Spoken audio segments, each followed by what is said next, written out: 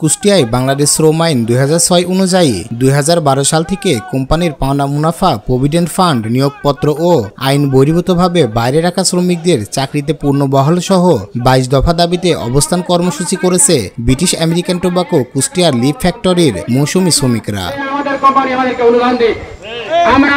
আজ বৃহস্পতিবার বেলা 12টায় কুষ্টিয়া ঝিনাইদহ মহাসড়কের চৌরাশি ব্রিটিশ আমেরিকান টোবাকো কারখানার সবকটি ফটকের সামনে অবস্থান কর্মসূচিতে অংশ নেন তারা।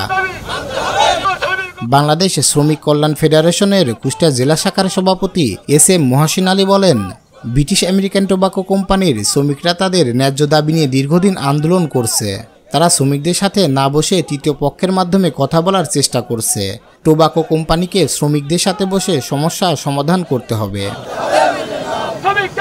ব্রিটিশ আমেরিকান টোবাকো কোম্পানির শ্রমিকরা তাদের ন্যায্য দাবি নিয়ে দীর্ঘদিন ধরে যে আন্দোলন করছে, এই ব্যাপারটা তারা ন্যায়সঙ্গতভাবে প্রশাসনের বিভিন্ন পর্যায়ে ডিসি মহোদয় থেকে শুরু করে সেক্রেটারিয়েট পর্যন্ত, মিনিস্ট্রি পর্যন্ত তারা যোগাযোগ করেছে, তাদের সহায়তা চেয়েছেন।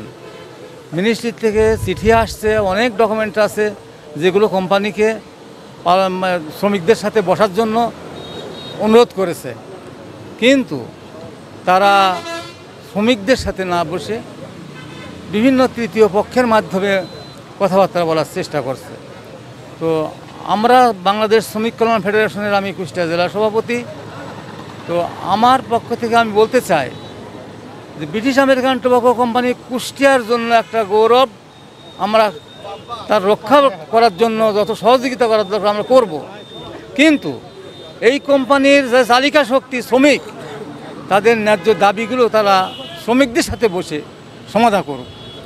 এই পানের দাবিগুলো মেনে নেওয়ার জন্য শ্রমিক কল্যাণ ফেডারেশনের পক্ষ থেকে আহ্বান জানাচ্ছি, অনুরোধ করছি, এবং আমরা এদের দাবি আদায় না হওয়া পর্যন্ত শ্রমিক কল্যাণ ফেডারেশনের পক্ষ থেকে আমরা সংহতি প্রকাশ করছি। এ সময় শ্রমিকরা নানা বৈষম্যমূলক আচরণের কথা উল্লেখ করে তার সমাধানের দাবি জানান। তবে এ বিষয়ে ব্রিটিশ আমেরিকান টোবাকোর কোনো কর্মকর্তা ক্যামেরার সামনে কথা বলতে রাজি হননি।